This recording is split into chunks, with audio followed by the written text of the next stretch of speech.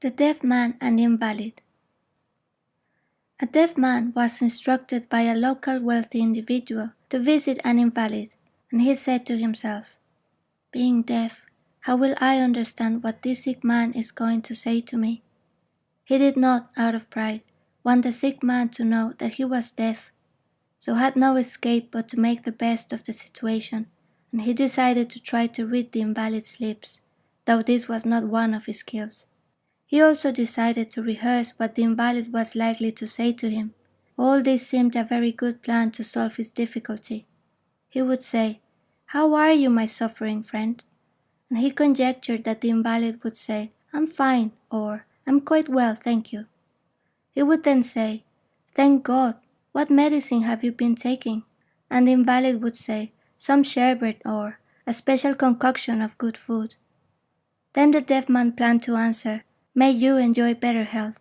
And who is your doctor?" And the invalid would reply with the name. Then the deaf man planned to congratulate the invalid of his choice of doctor and say that for sure such a man would bring him good health. So, well rehearsed in this way, the deaf man set out to see the invalid, and on arrival at his house started his conversation. "How are you?" he asked.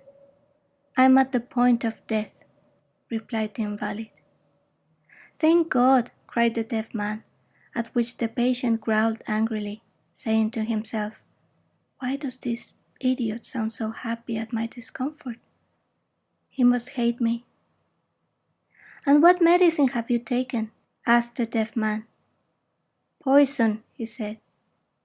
"May it do you good and improve your health," exclaimed the deaf man, at which the invalid began to rage inside himself. "And which doctor is attending to you?" asked the deaf man. "The angel of death is coming. Get out of my house, you idiot." "Oh, this doctor is the best. His presence will be a great blessing," said the deaf man, and left the house happily, believing himself to have achieved his purpose completely. The invalid was convinced that the man had been sent to curse him and was now an enemy for life, his mind discovering 100 abusive words and curses that he planned to send to the deaf man and his master. Though he had been too weak to utter his fury loud enough for the deaf man to hear, he now lay upon his bed, weaker than ever before, his body and mind consumed with anger and exhaustion. Many are they who tend to the poor, many who visit the sick, but they go with the purpose of saving themselves, and achieve but their own peace of mind, their own hearts approved by devotion.